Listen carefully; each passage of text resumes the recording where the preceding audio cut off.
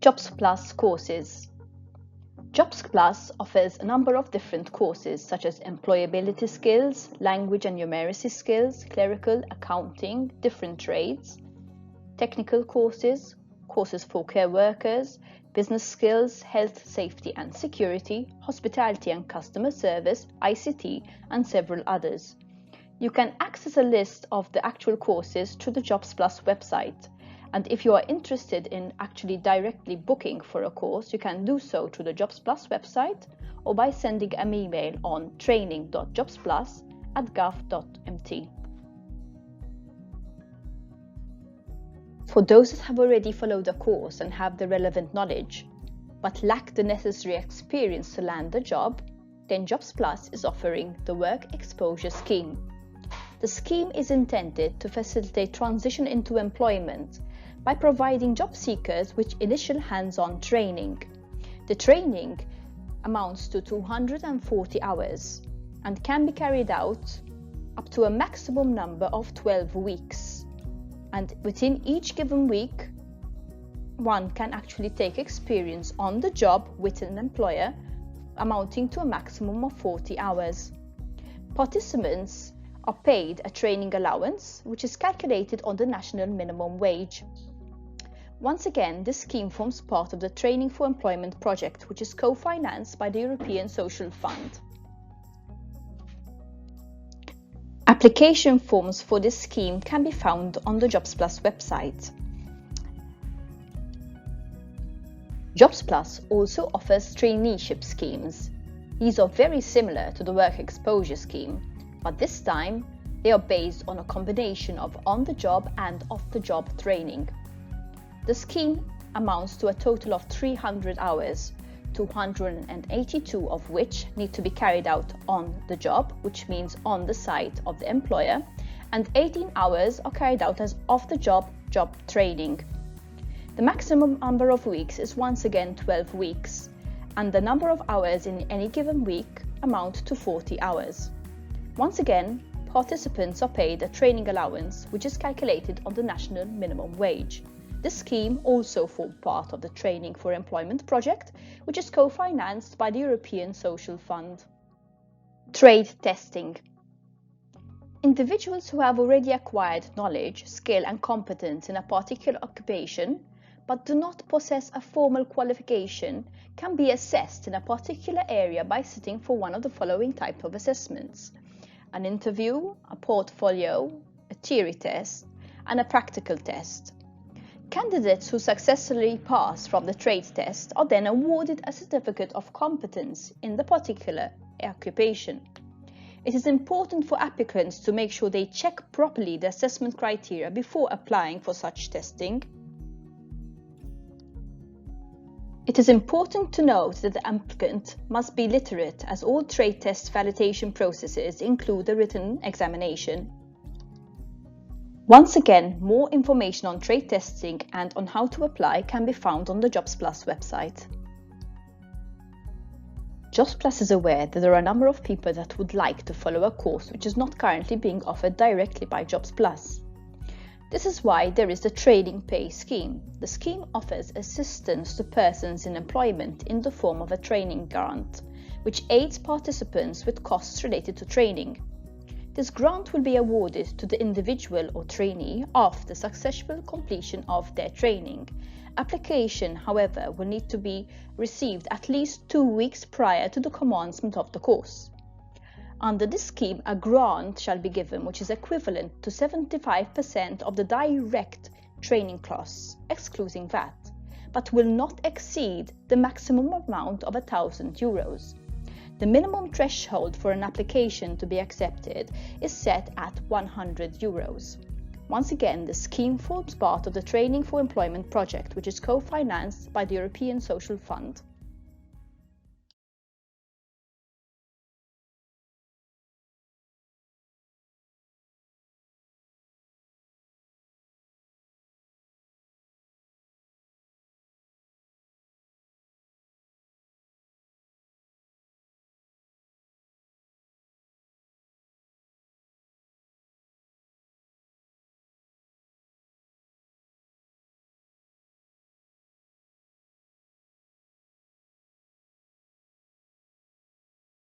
JobsPlus also has the Employment Support Services for Migrants, a project co-financed under the Asylum, Migration and Integration Fund. Specifically eligible underneath this project are refugees, asylum seekers, those that have got subsidiary protection, and those that have got temporary humanitarian protection. Under this project, JobsPlus has now taken a more active role in the integration of migrants in society to the launch of two main services. The first is guidance services, whereas we not only wait for migrants to come to request the service, but we actively outreach specifically to migrants with subsidiary protection. And the second is the job brokerage office, which facilitates short-term ad hoc placements with employers. The service is also open to migrants who are still asylum seekers, but also to those who have already been granted subsidiary or temporary humanitarian protection. The project also offers basic upskilling. JobsPlus identifies training areas of special benefit to migrants in the quest for employment and eventual integration into the Maltese society. The first two courses are Basic English and Maltese, specifically for employment. And the second one is Work Readiness and Work Ethics, understanding the Maltese employers. This is also in addition to the mainstream courses and schemes and traineeships mentioned before, which JobsPlus is already offering to migrants. Anyone interested in applying for one of these courses can send in a copy of the filled-in application form together with a copy of the protection status to amif.jobsplus@gov.mt, or as they can call for more information on 222-01401. It's important for applicants to be committed to finalising the full course. Under this project, JobsPlus will also be offering the services of interpreters and cultural mediators, which will also have the role of a job coach. These will aim helping migrants integrate on the workplace. There will also be a number of documents which will be created in order to help the integration, and the relevant documents will also be translated to Arabic, Tigrinya, Eritrean and Somali. The new publicity items will target both potential migrants and also employers.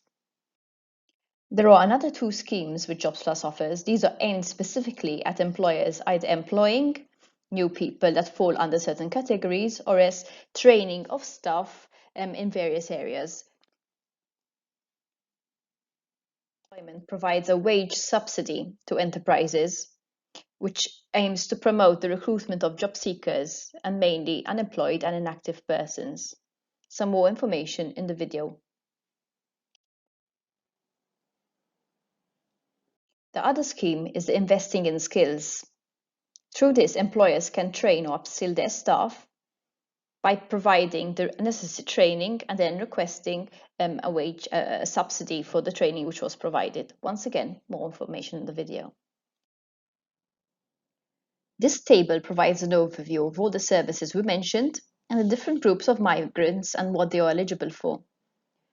When it comes to registration, then it's only those that have refugee status or as those that are EU family members, married to family members. When it comes to website services, then all categories are eligible to enroll on the website, except for third country nationals that are not in employment here in Malta. When it comes to guidance services, through the migrant guidance services and other ad hoc guidance services, all migrants that are here in Malta and third country nationals that are also in legal employment are eligible for this guidance. It's just that the different routes to this guidance are different. When it comes to the job brokerage scheme, then it is refugees, subsidiary protection, temporary humanitarian, SRAs and asylum seekers that are actually eligible to make use of this. The same goes for the language courses, because this is a project which is co-financed under the Asylum, Migration and Integration Fund, which has got a specifically targeted audience. JobsPlus courses and the trade testing then once again is available to all migrants here in Malta, except for those that are not in employment. There's also the training-based scheme, which is eligible for the same amount of people, and the work exposure scheme and the traineeship scheme, which is aimed at unemployed persons. So automatically, third country nationals that are already in employment wouldn't be eligible for that. When it comes to the access to employment, unfortunately, asylum seekers are not eligible under this particular scheme reimbursement from the employer's side. But when it comes to the investing in schemes, so the upskilling of employees once migrants are already in employment, then all the categories are eligible, obviously, except for those that are not in employment.